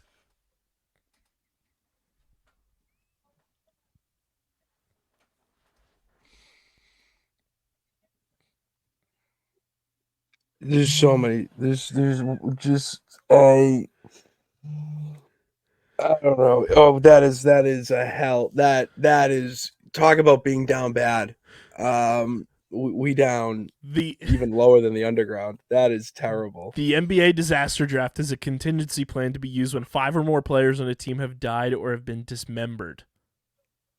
Dismembered? In the draft, the team whose players died will be able to draft the amount of players from other teams equivalent to how many they had lost. Other teams, though, are only allowed to protect 5 players from being drafted, but many teams have good 6 men that are available, with the Pistons having made no progress in the last few years under Troy Weaver and immensely underperforming relative to expectations this year. We could just kill 2-way players and bench scrubs like James Wiseman to fill out those 5 kills to get the disaster draft. Also, according to Bill Simmons, the team would also get the first pick in next year's draft. Now this draft class is weak, so I could understand their hesitancy and being a repeat offender. That's killing 5 players on your team on 2 separate occasions could raise some eyebrows, but they could still greatly improve them, no doubt. Pistons fans are going through it. Dude, that is the saddest thing I've heard in all of sports. To have a disaster draft and then saying the draft class is bad, so you may want to hold off on it. It's just an unbelievable, maniacally insane. That person belongs in an institution that posted that. Yeah, dude, I've had some thoughts about the Patriots this year. That nowhere near that, brother. No. Oh my god, I just questioned my fandom. That was it. That was all it was. It's just a questioning fandom. This man is just questioning mortality. Like, just ridiculous, bro. Like, how down bad do you have to be? Like, seek help. Seek help. That's why Reddit is just the dark web of the internet. Ugh, I couldn't believe when I saw that. Oh my god, dude. The comments on that must be just out of this world. That is unbelievable. At least Sixers are hooping. We're not in that state with the Sixers. Thank Christ. I'm happy. Thank God, Kyle. Thank God we're not there. So the Sixers keep hooping Monday night. We're giving away those tickets. The cutoff is noon Eastern time on Monday, December 18th, 2023. It's on our Twitter. Go enter that bad boy and be at the Sixers game. Let's move to the ice. The ice. Yellow. The Philadelphia Flyers, Pitsy. They're hashtag good. They're good. They're hashtag good. The Flyers are in you. second place all by themselves in the Metropolitan Division. They take down the Detroit Red Wings on Saturday night 1-0. They're on an 8-game point streak. I'm here to tell everyone right now the Flyers might be good. They might be. If they're second, I mean, that's not too bad, not too shabby. They're in second place in the Metropolitan Division. They have 37 points, only behind the New York Rangers, who have 43. They have the fourth most points of any team in the Eastern Conference, only behind said Rangers, your Boston Bruins, who also have 43 points. Mm-hmm. The Toronto Maple Leafs and the Florida Panthers, who both have 38 points, respectively. And the Flyers have 37, the Islanders have 36, and the Hurricanes have 35. Pitsy, we might have. It is a new era of orange and black. Wasn't this supposed to be a rebuild year? Wasn't this supposed to be a rebuild, no expectations type of hockey? And I'll tell you what, the no expectations are thriving. You got players in post-game interviews talking about how, oh yeah, we hear people saying like they don't want us to win. That fuels us. Yeah, you can't. That's nightmare fuel to them, man. It's great. Nightmare fuel. They're playing great hockey. I talked about this, like they don't have a face of the team really, which I think is good for this organization, where for years it was obviously Claude Giroux, Jake Voracek, and before that, like you had Mike Richards and Jeff Carter, and now it's just kind of like the veterans are the complementary pieces to these young guys that are just playing out of their minds, like our guy, Bobby Brink. How you doing? They're playing good hockey, man. It's crazy to see them performing this way. The fact that in February we could be talking about the Flyers being buyers at the trade deadline rather than sellers is nuts. That would be insane. The Flyers have two very good goalies, Carter Hart, Sam Ersson. Sam Ersson is 3-0 in shootouts this year. That's insane. The Flyers are winning in shootouts. Yeah, that's the other insane aspect of that, is that the Flyers are actually winning shootouts. It's not only just winning games. Never happens. Oh, 3 years ago, Flyers fans were going pitchforks to try to get the shootout banned because it was a skills competition event.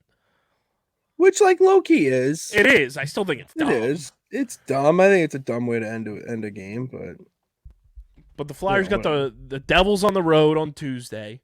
Devils stink this year. They stink. Devils stink. Then they got the Predators at home on Thursday. And then they go to Detroit on Friday. And then they wrap up the year with a West Coast road trip at Vancouver, at Seattle, at Calgary. Which, for context, for those teams in the West, Vancouver, pretty good team. That'll be a good litmus test. They're second in the Pacific Division. Calgary, that'll be another good test. They're fourth in the Pacific Division, and the Kraken are fifth in the Pacific Division. Like, those two should be winnable games. Vancouver is going to be a good test, I think, to kind of see where we are going into the new year. Mm-hmm. Yeah. Everything else, you deal with it where it's at. And, I mean, you got Nashville coming in as well. Where are they here? I mean, Flyers lost to Nashville, I want to say, in overtime. Was that in overtime? Yeah, overtime last Tuesday, 3-2. So you get a chance to get your lick back there against Nashville, who they're fourth in the Central Division in the West. So Flyers are playing good hockey, man. They're playing good hockey, and it's fun. Good hockey. It's fun, and I don't know. I'm getting crazy ideas of sitting out in the cold and doing a live podcast in Philly for the Flyers playoffs. Even though it'll be warm by then. But even doing one in the wintertime, I think, would be kind of wild. I think it's worth it at this point. If they play, put out there that if they play, we'll do it. I got to see, when is the Stadium Series? Because the Flyers are playing in that this year. It's at the Prudential Center. It's like, where is it at? Where are they playing this year? It's not the Prudential Center because that's indoors. Game 1 is Flyers and Devils, but where are they playing the game? Oh, they're playing at MetLife. Oh, beautiful. February 17th. Let's take a look at the old calendar. Let's take a look at the old calendar. It's 2 months from now. I'll be into the new year. It's a Saturday. Should we set a goal for subscribers? Yeah, do it. If we hit a certain goal, we'll tailgate and we'll do a live podcast before the stadium. I think it's worth it. Yeah. If we hit 1,000 subscribers. That's a good number. If we hit 1,000 subscribers, here's the official announcement. If we hit 1,000 subscribers before the Stadium Series, it's got to happen before the Stadium Series. What should we set the date by? A week before? Yeah, a week before. That's a good number. So if we hit it, no. Here's the good benchmark. Podcast anniversary, February 7th. Boom, there it is. If we hit 1,000 subscribers before February 7th, 2024, we will gather a gaggle of goons from Underground Sports Philadelphia and adjacent, some friends of the program maybe. Absolutely. And we will go to MetLife Stadium, we'll tailgate, and we'll do a live podcast in the parking lot of MetLife Stadium before Flyers Devils. I think it's pretty smart. I think that's a good benchmark, good goal. I think to be the gauntlet has been thrown to the subscribers, to the listeners, to the people of Underground Sports Philadelphia. Let's go, peeps! Make it happen. You can make this happen. Let's see if you do. 1,000 subscribers by our anniversary date, which right now, for context, as we're recording this episode, we're currently 679, which means. Got to get a couple hundy. Need 321 subscribers before February 7th, which would be an all-time record for us. That would be a record, but that's what 2024 is all about, breaking records. It's in your hands. Let's make it happen. We'll do a whole live podcast, Tailgate Pod, before the Stadium Series up at MetLife. Maybe we'll drag Stephen McAvoy out because the Rangers and Islanders play in the second game. Oh, no, you have to drag Steve. Steve's got to be there. That's got to be a staple. So we'll see if we can make that. Should we try and call Steve now? You think he's up? Let's see. I'll send him he just texted getting the whole group chat, so I'm going to call him. Yeah, call him up right now. See what he's about. Let's see. Where's he at? Here we go. Let's call the big guy.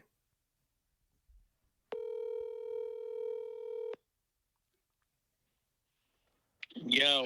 Hey, you're live on Underground Sports Philadelphia right now. Oh shit. So we it's myself and Mr. Patty Pitts. Champ of the peeps, baby. All right. So we just threw a gauntlet down to our subscribers and our listeners on the show. Okay. That if we hit 1,000 subscribers on the main YouTube channel by February 7th, which is the podcast anniversary. The day after my birth. Look at that. Correct. What a great way. If we hit 1,000 subscribers by February 7th, 2024, we will trek up to East Rutherford, New Jersey on February 17th and do a live tailgate podcast before the Stadium Series. Oh my goodness. Now there are 2 games, the Stadium Series, that are happening. Yes. Your New York Rangers are playing the New York Islanders the day after. Yes, and I will be there in attendance, freezing my cojones off. So we were wondering that if this happens, would you attend said tailgate podcast the day before with us? So there it is. There it is. So tell the people to subscribe, Stevie Mac. Subscribe to Underground Sports Philadelphia. Also, I'm going to give myself a shameless plug shout out because I said, of course you are. You selfish. So getting the hole is like really cool. Golf's awesome. So yeah, follow us as well. Getting the whole pod. Let me tell you, the Jonas Brothers are actually performing before and at halftime, or between periods. In what first game, the Devils and the Flyers. Yep. But I think the pregame concert is outside of the stadium. There you go. So you'd have a live tailgate podcast with Underground Sports Philadelphia and the Joe Bros. I Not to mean, mention, like, Nick Jonas is hot, and like I went to their Facts. show at Barclays Center, and oh my goodness, was I Oh, fangirling? He's the man. I've seen Nick Dude. Jonas twice live. He is a smoke show. But Kevin Jonas is probably the best one because he kind of just like sits in the corner, plays the guitar, and like doesn't want to be the limelight. Joe Jonas spent 4.5 minutes. Obviously, you know the story how he's divorcing Sophie Turner and how Taylor Swift is like on her side. It's a whole fiasco. But basically, watched Joe Jonas for 4.5 minutes hump everything to "Cake by the Ocean." To say that my fiance was flipping a shit, literally, like I was to the point that I was drowning myself out in my beer. I mean, dude, you're just And getting there was cucked a nice by Joe gay couple Jonas. next to me that was just sucking face. So I was like between rock and a hard place, literally. Pitsy said you were getting cucked by Joe Jonas. You're just getting. Basically, yes. It was not a pretty sight. That's Wait, incredible. Bro. Can the people hear me? Yeah. Oh, Yes, Jesus Christ. what? Well, yeah, that's your daily dose of Steve-O entertainment for the pod. Stevie After Dark. Oh my God! Don't even get me started. I'm literally laying in bed. I'm like contemplating work tomorrow. Don't want to. Yeah, what? Yeah, what are you wearing? Pitts, ask what you're wearing. What are you wearing? Yeah, I like say skivvies. it. Yeah. I got a good laugh out of him. That got a good laugh. If you want to get specific, it's pair of thieves underwear, 3/4 briefs. Hey, you did it. Hey, you said it. Target or on Amazon. Attaboy. Dude, you No are free just- ads, but there we go.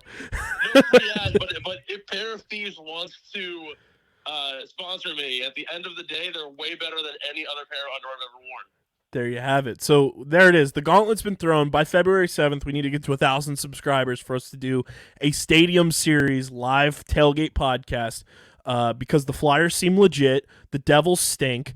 The Jonas Brothers and Stephen McAvoy will be at the game the day after to watch his New York Rangers and New York Islanders, and that means he'll be at the tailgate podcast the day before to kick everything off for himself. So long as you supply me with endless Kennys, then I will be there, and I will be absolutely gone. Oh, you know Kenny's will be flowing because it's available in New Jersey now. I might be forced to jump through a table, even though Bills aren't in town. We're at MetLife. It's a football stadium. It I works. think you gotta do it. I think you gotta. So there it is. All right, brother. Appreciate you hopping on, and you're now part of the Gauntlet Challenge. As always, I really want to be a part of these phone calls. I feel like I provide a very fun individuality when it's only me getting to spew shit for 5 minutes. We'll have the Stevie Mac hotline ready to rumble whenever. I thought we it's had no needed. callers in. Please on the call show. me whenever. I'm always around. All right, buddy. Peace out. Positivity. No callers. He's an employee. He's a Yeah. he's a guest appearance. It's not. Dude, it's sound not- like he was burning up for Joe Jonas though. Jesus he got cut Christ. by Joe Jonas. This is an all-time line. We're making that a He's- quote card. He got cooked by Joe Jonas. So there it is. Stevie Mac is going to be part of the Stadium Series Gauntlet. We'll make that happen. I think that would be a grand old time and just an absolute joyous occasion to celebrate 6 years of Underground Sports Philadelphia with the Flyers being fucking good again, baby. I can't. I really can't. Speaking of the Flyers, I think it's time for a little brinking, a little bonking, and a little bumping. It's Brink Bonk Bump, brought to you by Trophy Smack. Fantasy playoffs are here. Pitsy's in playoffs in one of his leagues. I'm in the playoffs in my longtime league, as I am currently sweating out. Moving on to the semifinals. I need Lamar Jackson to get his shit together in these final 4 minutes and 34 seconds for the Baltimore Ravens. Otherwise, I'm going to have to be relying on Dallas Goedert and Devontae Smith and or DK Metcalf tomorrow night. But you can upgrade your fantasy smack talk by going to trophysmack.com/underground and upgrading your league's trophies by getting a trophy, metal wall art, a belt, a ring, a turnover chain. Plus, they got last place awards as well. That's trophysmack.com/underground to upgrade your fantasy smack talk today. Pitsy, let's do a little brink, bonk, and bump for the people. How we feeling? How you doing? Keep it moving. Who is your brink of the week? I'm gonna have to go with my brink of the week. It's I have a couple in here. Can you go first? I need a little. Ooh, my brink of the week. I have the other two. That's the thing. Who was money this week? Money. My Money. brink of the week, it's going to go to the married man. Tyler Steinbrenner is my brink of the week. He was money, looked absolutely mint in his suit and his bow tie, and the wedding vibes were great. The man, the myth, the legend, Tyler Braun gets my brink of the week. All right, I'm gonna go my brink of the week. On top of that too, my boy Tyler Steinbrenner, he's in a band, Polaroid Fade. Shout out to them. Check them out. They just got their first record deal. Hey, let's go! Huge. We love hearing that type of news. I'll go my brink then. I was at dinner last night with my cousin and that part of the family. They're up from California, South Carolina, and her husband. He knows I'm a Lions guy, and he had a parlay going, and he only needed the Lions over to hit, and boy, howdy did it hit! So he took that. I'm giving him brink. I'll give Preston as my brink of the week. Cousin Preston, brink of the week. Bitsy, Betting on my Motor City Kitties. Who's your bonk of the week? Who was? Oh my God! Horny? Here we go. All right, I have it up here. See, I even got the interactive pen. I think we're gonna name the bonk. It is the Brazilian Timberwolves bonk of the week. Brazilian. Well, I mean, that's such a good. I mean, here we go. It's at Mia the Bandit with 2 T's. She tweeted out on December 15th, sending booty pics to whoever interacts with this. I'm sorry, we need to stop any of that going on. Why? Like, because the amount of cesspool individuals that are going to just respond to that. I would do it as a joke, be like, oh, whatever. But no, I couldn't even do it to this one because then, like, they're going to take it serious and you're going to think, no, we got to stop this shit. All right. So at Mia or Maya. How do you spell it? MIA. Hold on. Fuck, where'd it go? MIAT or the, and then Bandit, but then have 2 T's. Got it. My bonk of the week. It's a very funny bonk of the week. Because he's hilarious and his tweets just always kill me when they pop up on the timeline. He's also a Philly Wooder Dogs guy because he got his care package from the PLL. I think his big content guy is his Twitter handle. Whenever any picture of Sydney Sweeney pops up on the timeline, whenever just a very attractive celebrity pops up on the timeline or anything, he is the one that quote tweets it with like the UFC fighters getting knocked out or, like, or the football players like down on the ground. Like that's his quote tweet reaction. It's the funniest bonk. Like, you're getting bonked, but in the funniest way. His shit just kills me. Like, I'm going to find one of his most recent tweets because I laugh every single time. And it is just truly, truly hilarious. Like, his profile picture, I believe, is his face. It could be somebody else, but it's a face photoshopped on Bobby Petrino when he was in, like, the neck guard and when he got in the car accident. Mm-hmm. Oh, he was sleeping with his mistress. Yeah. Talking about bonk. So, I mean, for context, his pin tweet is him quoting this just so I can pin it. It's a tweet of Roddy White, former NFL wide receiver. I'm watching The Matrix and Neo and Infinity are having sex. It's such an emotional moment. Sometimes I forget it's a movie. That in and of itself could be a bonk. Yeah, that's bonk. That's a tweet from 2011 from Roddy White, by the way. Like, I'm going to send you... Oh, my God. That's so funny. I'm going to send you his most recent tweet. Big content guy, quote tweeting a picture of Sydney Sweeney.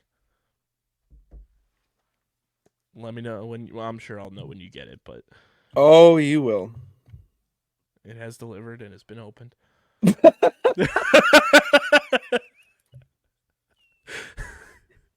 I mean, bro, yeah. Good. Like, his tweets just crack me up. Just hits. Oh, it hits.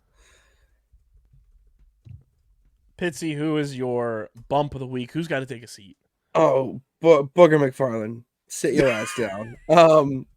Dude, the fact that he on a nationally televised pregame or postgame show, whatever it was, talking about playing in the rain, how if you just gotta go to the bathroom, just let it flow because you're already wet down there anyways. All right, I get it, big brain. I'm all about that style of thinking. But let's just keep some ideas to ourselves. All right. Like let's not go in there because that's a secret. Okay. There're just certain things that you just got to keep secret and that are useful and that you don't want to get out for the rest of the world because then the rest of the world becomes more chaotic than your brain. And you need to just keep that to yourself. I don't want to know that Booger McFarland pisses his pants when he plays football in the rain. I just don't need to know that. That's fair. My bump of the week is that scumbag, that loser, Colby Covington, the MMA fighter, who's just like sucks Donald Trump's dick like no other. Lost his fight this week. Hilarious. He's got a giant gash on his face doing his post-game interview, his post-fight interview with Joe Rogan, saying, I didn't even get scratched in this fight. I thought I won the fight. He's so delulu, as the kids say, that he needs to take a seat and just be done, go away, go into the shadows of the dark web, and never show your face again, you fucking loser. Yeah, we don't need any of that in here. So there it is. Our brink, our bonk, and our bumps of the week. Our brinks are relative to ourselves, Mr. Tyler Braun and Cousin Preston. Our bonks of the week are Twitter handles, at Big Content Guy and at Mia the Bandit with 2 T's. And then our bumps, Colby Covington and Booger McFarland, which oddly enough, 2 athletes. We were on the same page. We were on the same brainwave lengths there. Look at that. I love that. We're on that same wave. We're riding that wave. We're on that wave. So there's the brink bonk bump of the week. Pitsy, I think it's time to spin the wheel. All right. I've been hot. I'm gonna pull up the results that we've had so far in the 3 wheel spins that have occurred on this show. If you listening or watching at home think we should like make the wheel colors designated for something or whatever it may be, let us know in the YouTube comment section. Pulling up the wheel. So, the colors that have been correct: magenta, blue, and green have been spun. Pitsy is on a 2-spin streak where he's gotten blue and green correct. I have yet to get a correct spin. Pitsy, what is your color of the week? And for everybody at home, if you're new, it's red, blue, green, yellow, magenta, and purple. I'm going red. I'm going red. And for everybody, Pitsy has guessed green, blue, green. So this is his first red guess ever. I have guessed red, green, purple. I'm going to guess blue. So, Pitsy, you've got red. I've got blue. And we are going to spin the wheel in 3, 2, 1. What did you guess? Red. There's simply no way. Yeah!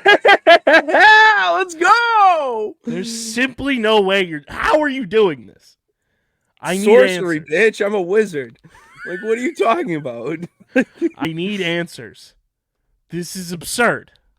Dude, I'm a wizard. You can't. This is what's up. This is why I'm the champ, Kyle. Like, absolutely insane.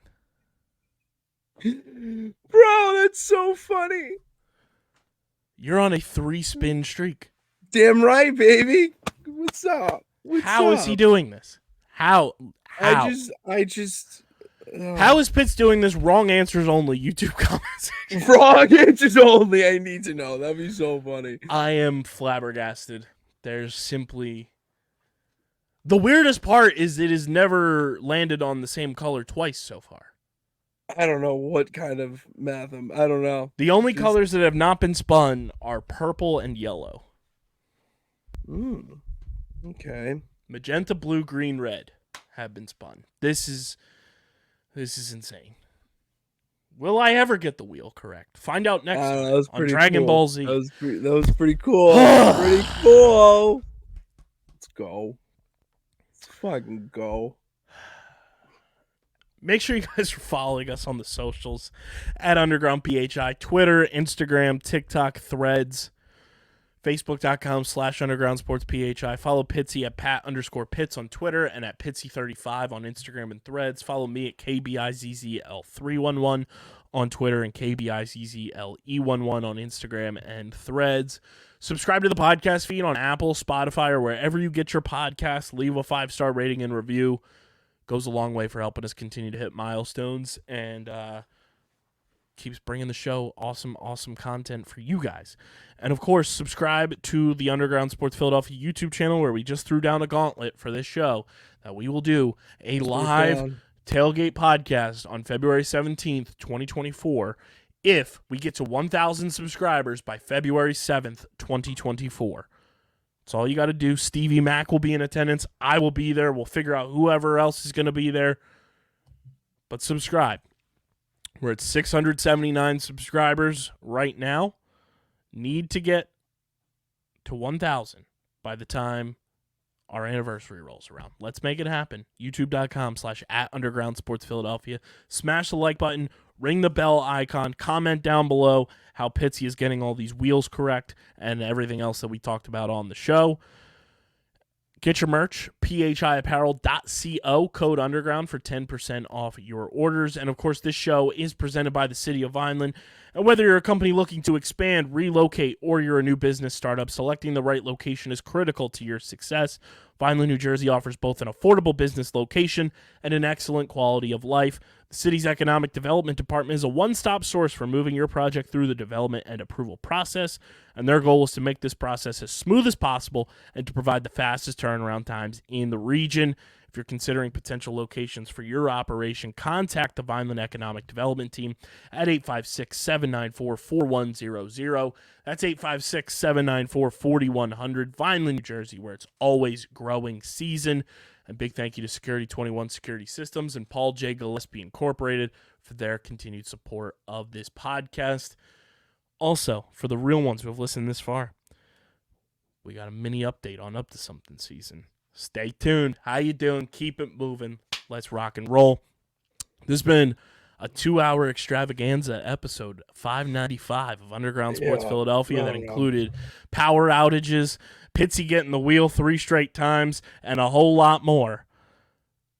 We'll talk to you Wednesday, hopefully talking about an Eagles win against the Seahawks on Monday Night Football. It's Go Birds, Bang Bang Bird Gang, Pencil Pusher Gang with Matt Patricia now. We're getting the heck up out of here, and we are signing off. Peace.